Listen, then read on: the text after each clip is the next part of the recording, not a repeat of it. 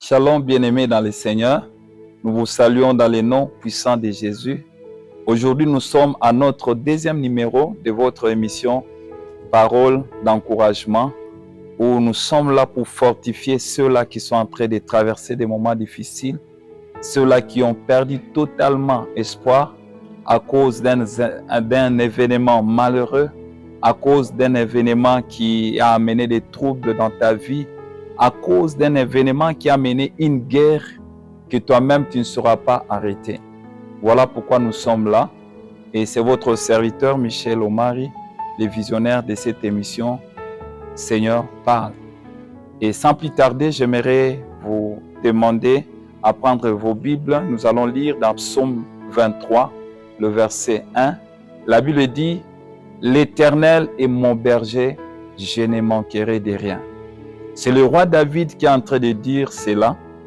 Et certainement, David était dans une situation où il était limité. Il était dans une situation où personne ne pouvait venir au secours de lui. Il était dans une situation où il ne pouvait que compter sur Dieu. Raison pour laquelle, quelque part, il est en train de dire « J'élève mes yeux vers les montagnes. D'où me viendra le secours? Le secours me vient de l'Éternel qui a fait le ciel et la terre. » Et qu'est-ce que nous pouvons retenir dans ce texte de Psaume 23, le verset 1? La Bible souligne dans sa première partie, « L'Éternel est mon berger. Je ne manquerai de rien », c'est la deuxième partie. Dans « L'Éternel est mon berger », on est en train de donner un parallélisme par rapport à notre Dieu et par rapport au berger qui prend soin de ses brebis. Le berger prend soin de ses brebis en termes de sécurité. Peut-être tu es en insécurité, j'aimerais te dire, le Seigneur, ton Dieu, avec qui tu as fait alliance, c'est celui qui va te protéger. Car la Bible dit, si l'Éternel ne garde une ville, celui qui la garde veille en vain. Rassure-toi, tant que tu es avec Dieu, quel que soit le combat qui peut s'élever dans ta vie, rassure-toi qu'il y a quelqu'un qui est en train de veiller sur toi, sur ta famille et sur tous ceux-là qui t'appartiennent, bien-aimés. Même pendant que tu seras en train de dormir, n'aie pas peur. Même s'il peut y avoir une foule qui est en train de comploter contre toi. Mais la Bible dit, tous ceux-là, les complots qui seront formés contre toi, ça ne viendra pas de Dieu. Et quiconque se liguera contre toi, bien-aimé, la Bible dit, il sera placé sous ton pouvoir. Donc le berger est celui qui pourvoit à tous les besoins de ses brebis. Le berger est celui, bien-aimé, qui connaît les vrais besoins, bien-aimé, de ses brebis. Le berger est celui, bien-aimé, qui est toujours à nos côtés. Peut-être tu es en train de traverser un moment de sécheresse. L'Éternel est ton berger. Peut-être tu es en train de pleurer. Le Seigneur connaît les jours où tes pleurs ont commencé. Peut-être tu es abandonné comme je l'avais dit l'autre fois. Le Seigneur est celui qui te dit dans Matthieu 28, il sera avec nous jusqu'à la fin du monde. Le Seigneur est là, même si tu ne le vois pas. Mais j'aimerais te rassurer, pendant que tu es en train d'écouter cette parole, le Seigneur est avec toi, il ne va pas t'abandonner. Et la deuxième partie de cette référence biblique nous dit, nous ne manquerons de rien parce qu'il est notre berger. Et j'aime ce que la parole nous dit dans Psaume 34, le verset 10. Les lionceaux éprouvent la disette et la faim, mais ceux qui cherchent l'Éternel ne sont privés d'aucun bien. Bien-aimé, tu ne manqueras de rien tant que tu seras connecté à Dieu. Et tant que tu chercheras Dieu de tout ton cœur, tu ne manqueras de rien. Parce que le Seigneur t'a dit ceci dans sa parole, dans Psaume 34, le verset 10. Les lionceaux peuvent éprouver la disette, il peut manquer à manger. Réaliser que l'enfant d'un lion manque à manger. Bien-aimé, son père, sa mère peut sortir pour chercher quelque chose à manger pour lui. Mais ceux qui cherchent l'Éternel, pendant leur moment d'épreuve, pendant leur moment de difficulté, la Bible dit ceci, ils ne sont privés d'aucun bien de la part du Seigneur.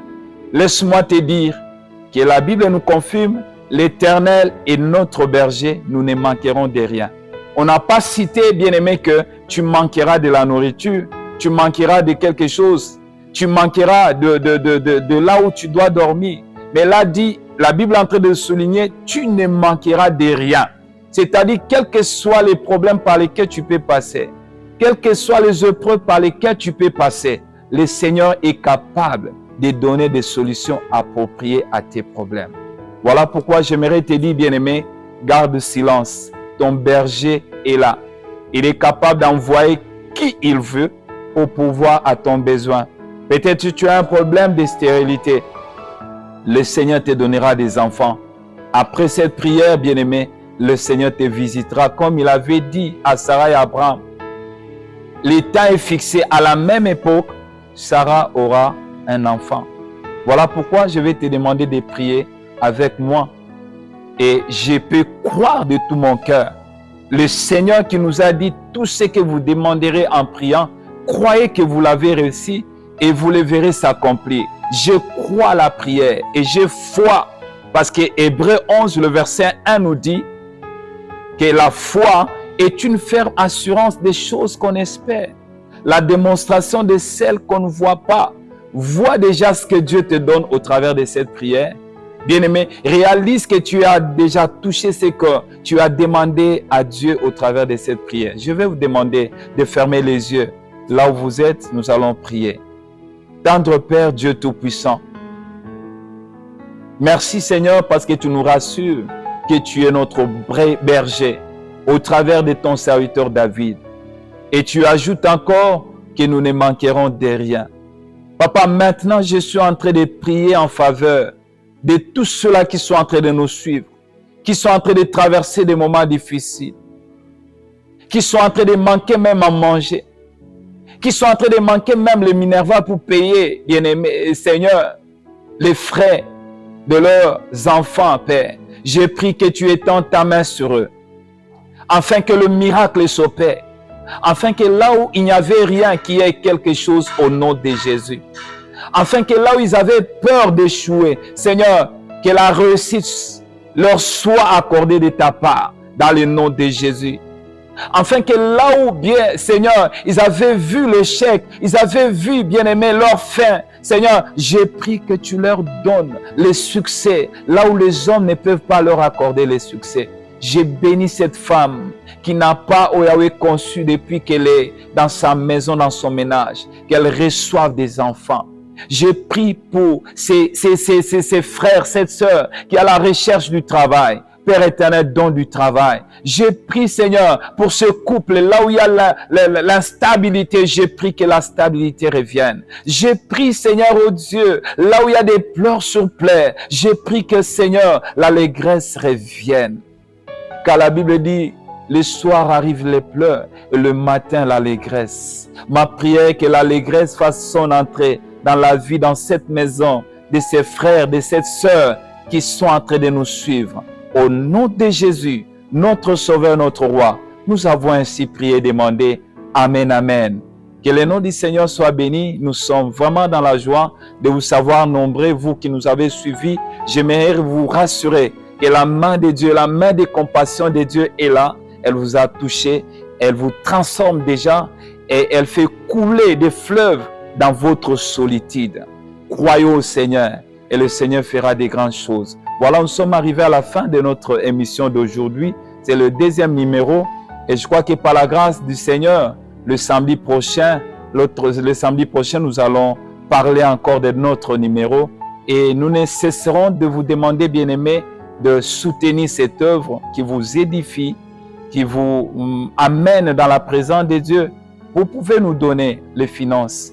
Vous pouvez nous donner les matériels que vous avez en appelant les numéros qui est en train de défiler à la bande passante 081 36 35 782 et notre Airtelman c'est 097 68 48 458. Que Dieu vous bénisse abondamment et qu'il se souvienne de vos familles.